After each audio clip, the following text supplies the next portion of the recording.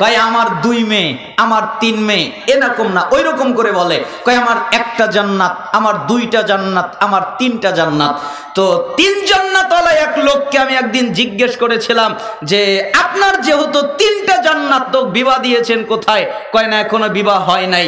তো বড় জান্নাত কি করে? কয় বড় জান্নাত ইংল্যান্ডে থাকে, মানে নষ্ট দেশে থেকে, উলঙ্গ দেশে থেকে, মাহরাম ছাড়া থেকে, বেপরদায় থেকে সে নাকি বাপকে নিয়ে যাবে জান্নাতে। মানে বাপ মনে করেছে কি মেয়ে হলেই জান্নাত, আর কিছু লাগে না। আপনি হাদিস এভাবে বুঝলেন কেন? নিজের মতো বুঝলেন কেন? যার মেয়ে হলো, মেয়েকে আদব কায়দা শিক্ষা দিল, মেয়েকে ঈমান শিক্ষা দিল, এরপরে ঈমানদার পাত্রের হাতে তুলে দিল, এই কারণে ওই বাপ জান্নাতে যাবে। কিন্তু আপনি মেয়েকে ঈমান শিক্ষা দিলেন না, মেয়েকে আদব কায়দা শিক্ষা দিলেন না, মেয়েকে দ্বীন শিক্ষা দিলেন না, উত্তম ভাবে লালন পালন করলেন না। একটা বেনামাজির হাতে, একটা কাফেরের হাতে, একটা মুশরিকের হাতে আপনি মেয়েকে তুলে দিলেন।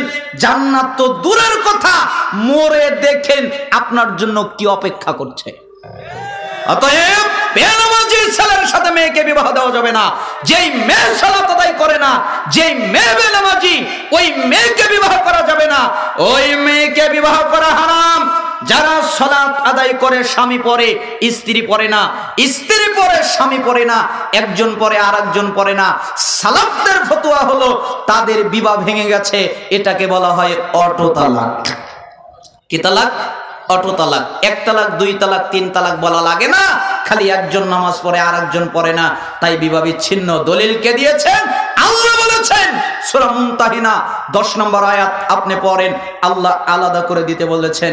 যারা সালাত আদায় করে না এদের জানাজা নেই। জানাজার সালাত পড়লে 1 কিরাত নেকি হয়, মাটি দিলে 2 কিরাত নেকি হয়।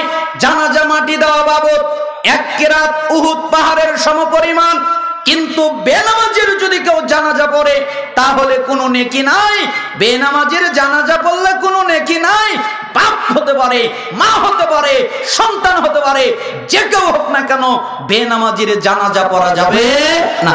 আরে জানাজা তো অনেক দূরের কথা। বেনামাজি যদি মারা যায় ওকে, ওর জন্য কাফনের কাপড় কেনা যাবে না। বেনামাজি যদি মারা যায় ওকে গোসল দেওয়া যাবে না। বেনামাজি যদি মারা যায় ওর জন্য কবর খনন করা যাবে না। বেনামাজি যদি মারা যায় ওকে মুসলমানের কবরস্থানে দাফন করা যাবে না। ও এত খারাপ, ওর জানাজা তো অনেক দূরের কথা। আল্লাহর নবী মায়ের জন্য দোয়া করতে চায়, আল্লাহ অনুমতি দেয় না। আল্লাহর নবী বাপের জন্য দোয়া করতে চায়, আল্লাহ অনুমতি দেয় না। আল্লাহর নবী চাচার জন্য দোয়া করতে চায়, আল্লাহ অনুমতি দেয় না। আল্লাহর নবী মায়ের জন্য দোয়া করতে পারে না, আল্লাহর নবী চাচার জন্য দোয়া করতে পারে না। আল্লাহর নবী বাপের জন্য দোয়া করতে পারে না, আল্লাহ অনুমতি দেয় না। আপনি কেন বেনামাজির জন্য দোয়া করবেন? অতএব বেনামাজির জানাজা নেই। যত মানুষ, যত নেতা, যত নেত্রী, যত পুরুষ, যত মহিলা বেনামাজির জানাজা পড়বে তত মানুষ পাপীতে গণ্য হবে।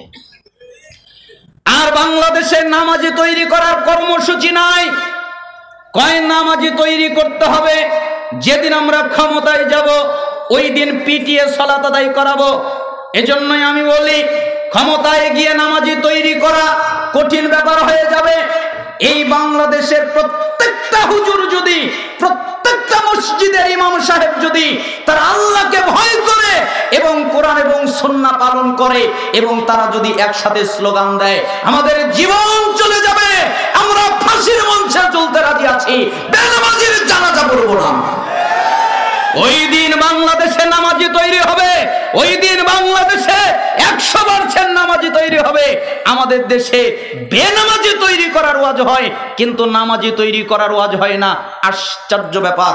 বেনামাজি যদি বেঁচে থাকে, জীবিত থাকে, তাহলে তাকে সালাম দেওয়া যাবে না, তাকে সালাম দেওয়া হারাম। বেনামাজি যদি সালাম দেয় তার জবাব দেওয়া হারাম। ওয়া আলাইকুম এর বেশি জবাব দেওয়া যাবে না। বেনামাজি যদি কোনো পশু জবে করে, মুরগি জবে করে, হাঁস জবে করে, ছাগল জবে করে, বকরি জবে করে, গরু জবে করে, উট জবে করে, অথবা হালাল কোনো প্রাণী জবে করে, বেনামাজির জবকৃত জন্তুর গোশত খাওয়া যাবে না। বেনামাজি কত খারাপ! আসমানের নিচে জমিনের উপরে সবচেয়ে খারাপ, সবচেয়ে বর্বর, সবচেয়ে অসভ্য, সবচেয়ে নোংরা, যেই লোকটা সালাত আদায় করে না। যেই লোক নেশা করে অত খারাপ নয়, যেই লোক প্রত্যেকদিন একটা করে মেয়েকে ধর্ষণ করে ও অত খারাপ নয়, যেই লোকটা চুরি করে ও অত খারাপ নয়, যেই লোকটা সুদ খায়, আরে সুদের পাপ 36টা মেয়ের সাথে অবৈধ সম্পর্ক করলে যেই পাপ হয়, 1 টাকা সুদ খেলে সেই পাপ হয়। সুদের 70টি পাপ ভাগ রয়েছে, সবচেয়ে নিচের পাপ মায়ের সাথে জিনা করা, অবৈধ সম্পর্ক করা। এর পরেও সে অত বড় পাপী নয় যত বড় পাপী হলো বেনামাজি। ও পৃথিবীর সমস্ত কাজ করে কিন্তু সালাত আদায় করে না, তার মানে ও হলো সবচেয়ে খারাপ। আর ওর আমল নামায় 1 নেকি নাই। কয় নেকি নাই? 1 নেকিও নাই। আপনি বলবেন ও তো দান করে, ও তো হজ করে, ও তো যাকাত দেয়, ও তো উমরা করে।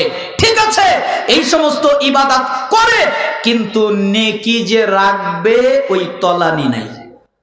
কি নাই? নেকি রাখার তলানি নাই। একটা জেলে মাছ মারার জন্য গেছে, অনেকগুলো মাছ ধরে টুনায় রেখেছে, কিন্তু টুনার নিচে কেটে দেওয়া, যখন টুনাটা উঠিয়েছে সমস্ত মাছ বের হয়ে আগেই চলে গেছে। তার মানে বেনামাজির সালাত নাই, কিচ্ছু নাই। দলিল রাসূল সাল্লাল্লাহু আলাইহি সাল্লাম বলেছেন, আউয়ালু মা ইউহাসাবু বিহিল আবদু ইয়াউমাল কিয়ামাতিস সালাহ ফাইন সালাহা সালাহা সাইরু আমালিহি ওয়া ইন ফাসাদাত ফাসাদা সাইরু আমালিহি। কিয়ামতের দিন সর্বপ্রথম হিসাব নেওয়া হবে সালাতের। যার সালাত টিকে যাবে ও যত ইবাদত করেছে সব টিকে যাবে, যার সালাত টিকবে না ও যত ইবাদত করেছে কিছুই টিকবে না। তার মানে নামাজ আছে, সব আছে, নামাজ নাই, কিচ্ছু নেই। এখন আপনারা কি বুঝলেন? নামাজ সালাত পড়লে হবে না না পড়লেও হবে? পড়তে হবে না হবে না? কারা কারা পড়বেন 2 হাত উঁচু করে দেখান। লিল্লাহি তাকবীর। আল্লাহকে বলেন, হে আল্লাহ, আমরা আর সালাত ছেড়ে দিব না, আমরা আর নামাজ ছেড়ে দিব না।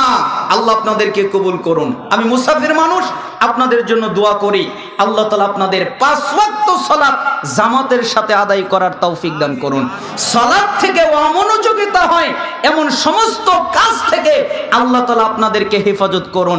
শয়তানের কুমন্ত্রণা, শয়তানের ওয়াসওয়াসা, শয়তানের জাল থেকে আল্লাহ সুবহানাহু ওয়া তাআলা আমাদেরকে হেফাজত করুন। যে কোনো মূল্যে আমাদেরকে সালাত আদায় করতেই হবে।